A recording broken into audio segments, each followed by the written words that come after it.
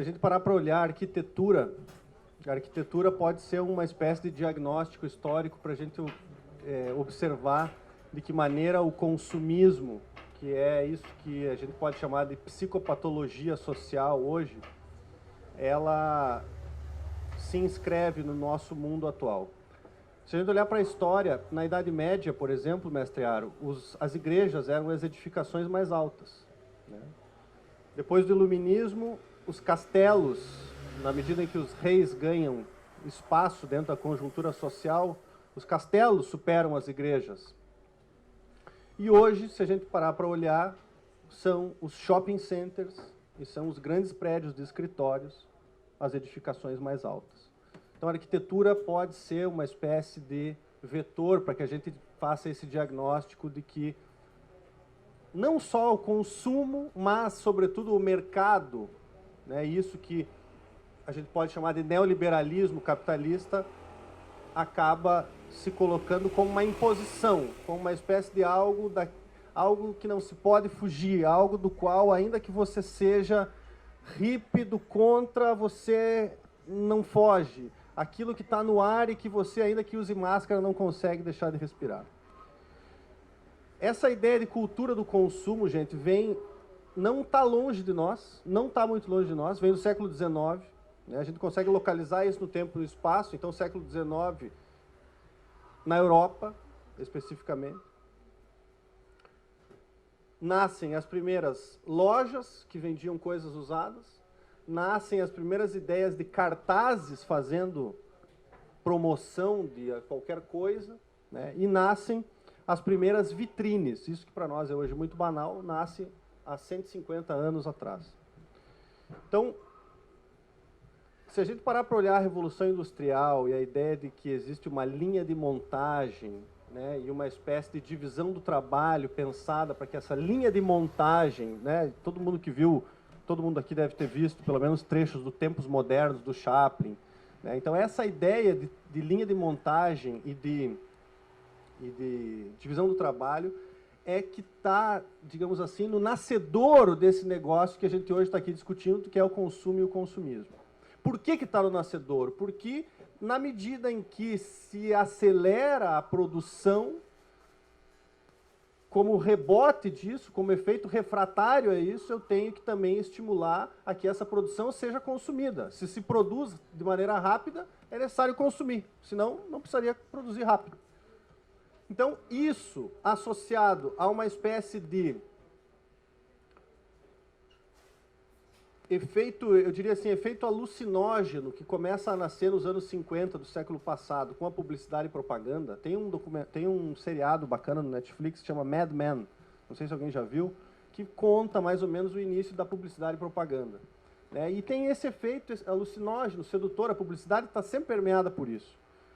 Inclusive, esses caras começam atacando as mulheres, né? Por isso que tem no senso comum essa ideia de que a mulher consome mais, que é falaciosa, mas que a ideia de que a mulher consome mais. Que a mulher, em tese, tolhida dos seus desejos, geralmente num relacionamento insosso, assim, xarope pra caralho, ela é estimulada a consumir. Então, já que né, o casamento é um saco, então eu vou tentar gozar, de alguma maneira, consumindo, né? E aí a publicidade e propaganda americana dos anos 50 ataca justamente as mulheres, num primeiro momento. E a gente chega, nos dias de hoje, com essa ideia de que consumir é uma espécie de imperativo categórico. Consumir é uma espécie de direito fundamental de todos, né? E aqui a gente tem que fazer uma crítica, por exemplo, ao governo do PT. Eu sou de esquerda, mas tem que fazer crítica quando precisa ser feita crítica. Não quero politizar, Taro, mas porque o próprio Mujica fala que, em grande parte das sociedades contemporâneas, se transformou não a população em cidadãos, mas em consumidores, né? E hoje o superendividamento está aí, para confirmar essa hipótese. Ou seja, só consumir basta, né? Só dar crédito para a população pobre basta. Esse imperativo do consumo nos conduz a uma outra chave, que é a questão da rapidez, né? A Lu trabalha com moda e isso me tocou muito assim quando eu comecei a entender como é que funciona a moda, porque a moda é um negócio absolutamente paranoico. né? Você tem o chamado fast fashion, então uma coisa que hoje é legal, amanhã já não é legal. Você usa essa camiseta, que é legal ser camiseta chumbo, eu descobri que é chumbo e não cinza com a Luísa. E o chumbo daqui a pouco não é mais legal, você tem que usar outra cor, porque o fast fashion é isso, você tem que consumir, descartar, e é um problema o que fazer com essas roupas todas que não são usadas. Bom, isso gera para nós como sintoma, por exemplo, um negócio chamado, gente, não sei se vocês já ouviram falar, chamado obsolescência programada. Vocês ouviram falar esse termo? De todo mundo, né? Aqui é só gente inteligente, por isso eu sempre digo assim, não precisaria falar para quem vem aqui, precisa falar para o pessoal que está no iate. Todo mundo aqui não precisaria ouvir nada do que foi falado aqui. Essa é uma das coisas que me incomodam, assim, mas enfim. Mas o ponto é esse, a obsolescência programada. Então eu compro uma impressora Epson, comprei uma impressora lá, 300 pila, ela imprimiu, legal, até um pedaço, e depois começou a falhar aquela merda. Por quê? Porque ela está programada para dar errado. Por quê? Porque se ela der certo, eu não compro outra. Simples assim. Simples assim. Então, nós estamos montados dentro dessa estrutura e a gente não tem como fugir disso, porque você precisa de uma impressora para imprimir aqui o texto.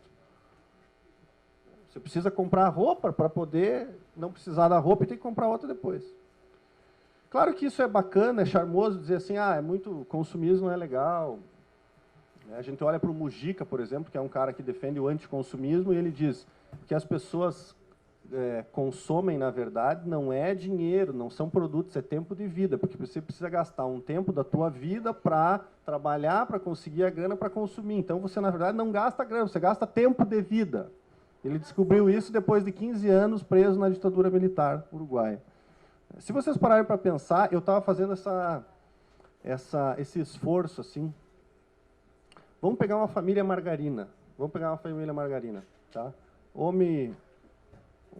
homem, outro homem, se a gente é subversivo. Homem, outro homem e 2 filhos adotados. Tá? Vou imaginar que essas 4 pessoas, cada uma delas tem um aniversário, certo? Todo mundo tem o seu próprio aniversário. Então, em tese, vai ter que ter presente para cada um desses 4 seres humanos ao longo de um ano. Tá? Se a gente distribui isso ao longo dos meses, em janeiro você gasta com as férias, em fevereiro você gasta com material escolar, em março tem flor para as mulheres, em abril tem Páscoa, em maio tem dia do quê? Dia das Mães. Em junho acho que não tem nada. Namorados, dia dos namorados, bem lembrado. Julho daí tem férias de novo, mas aí vamos imaginar que seja o aniversário de uma cria, julho. Agosto, dia dos pais. Setembro, dia do quê? Nada. Setembro, outro aniversário. Outubro, dia das crianças. Novembro, Black Friday. Todo mundo... Quem aqui não comprou nada? Independência não compra presente para ninguém. E no dezembro, Natal. Então, assim, vejam como a estrutura... Porque você se sente culpado, às vezes, se não compra presente. Né? O dispositivo da culpa é um pouco usado aí. O Bauman, nesse livro que está lá no canto, chama... Eu achei legal esse argumento, ele chama de como se o consumo fosse uma commodity. Então, ele usa essa ideia de comodificação do sujeito, do indivíduo, seja lá como for, para dizer assim, o cara, na verdade, ele não consome porque ele quer possuir aquele objeto. Ele consome porque, no fundo, consumir faz dele um produto mais vendável na sociedade de mercado. Ou seja, eu lembro de um professor, que eu não vou dizer o nome, lá da nossa instituição, Lucas, tu vai saber quem é, que ele comprou um carrão, não tá gravando, mas foda-se. Ele comprou um carrão e ele chegou na sala da direção e dizia assim, olha só, eu me dei de presente esse carrão. Eu não vou dizer o carro, porque senão vai ficar muito... Todo mundo vai saber quem que é o cara. Pelo menos na faculdade. Sabe? Que é uma coisa imbecil. Ele fez uns cursos aí com os caras de autoajuda e achava que ele ter um carro significava se colocar numa condição superior a qualquer outra pessoa. Então, isso confirma o diagnóstico do Bauman, quando ele fala em comodificação do sujeito. Tem uma competição que eu acho que é sádica nesse sentido, né? Meio sádica, porque assim, a pessoa...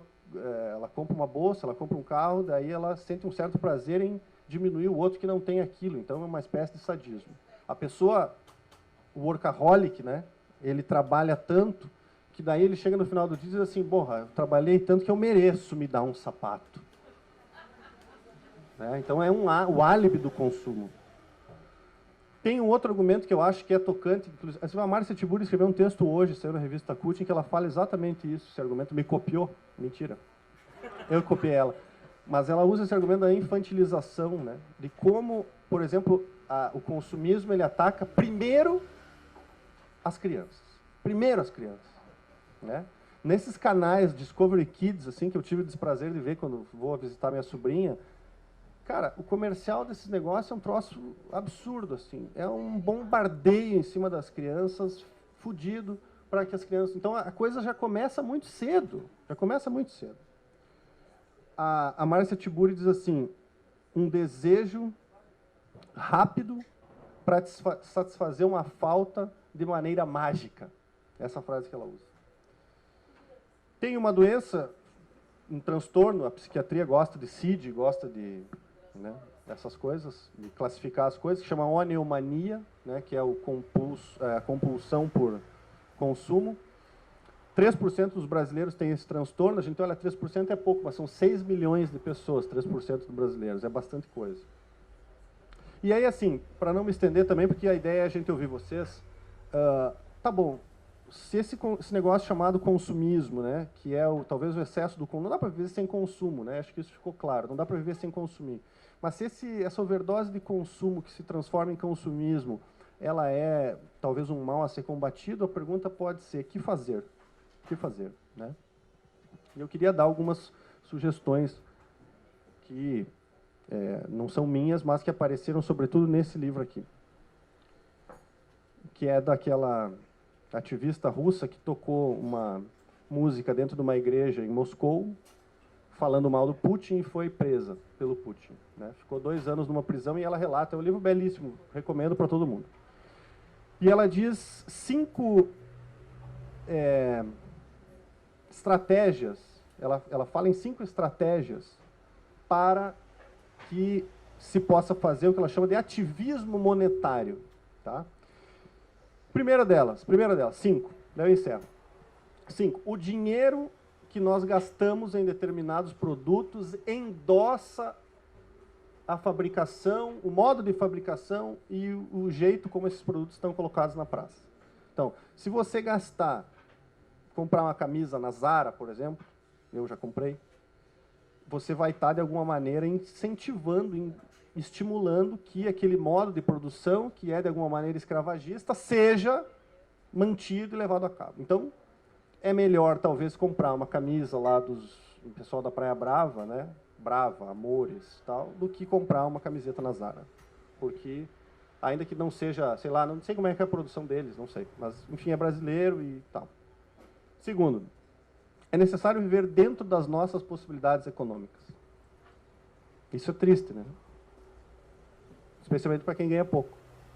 Mas é necessário viver por quê? Porque se você não conseguir viver dentro das suas necessidades econômicas, você vai acabar escravo de uma grande instituição financeira. Não tem jeito.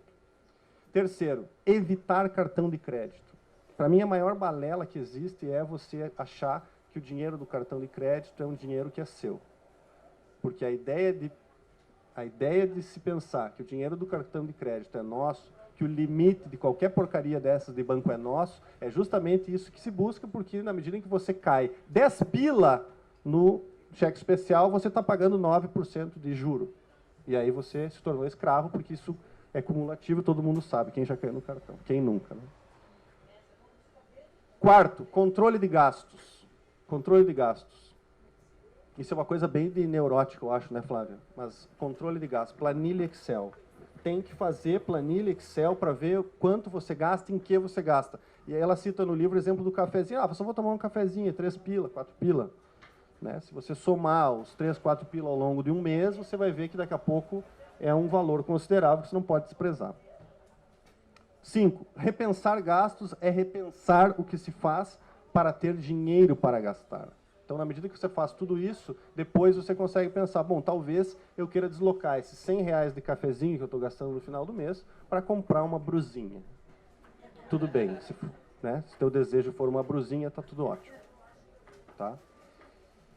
E aí a outra coisa que foi da introdução do Quiné, que é um cara que eu sei que é muito legal na psicanálise, mas eu li pouquíssimo dele, que ele diz assim, Os imperativos da moda, do consumo, do utilitarismo e do capital não deixam lugar para o ínfimo e o desútil. E aí, quando chegou essa palavra desútil, eu lembrei na hora do Manuel de Barros, que é um poeta, está nas algumas mesas aí, e aí eu quero encerrar falando esse poema do Manuel de Barros. Talvez vocês já conhecem, que estão aqui, o pessoal do IATA tem que precisar ouvir. Diz assim: dou respeito às coisas desimportantes e aos seres desimportantes. Prezo mais insetos que aviões. Prezo a velocidade das tartarugas mais do que a dos mísseis. Tenho em mim esse atraso de nascença. Eu fui aparelhado para gostar de passarinhos. Tenho abundância de ser feliz por isso, porque o meu quintal é maior que o mundo.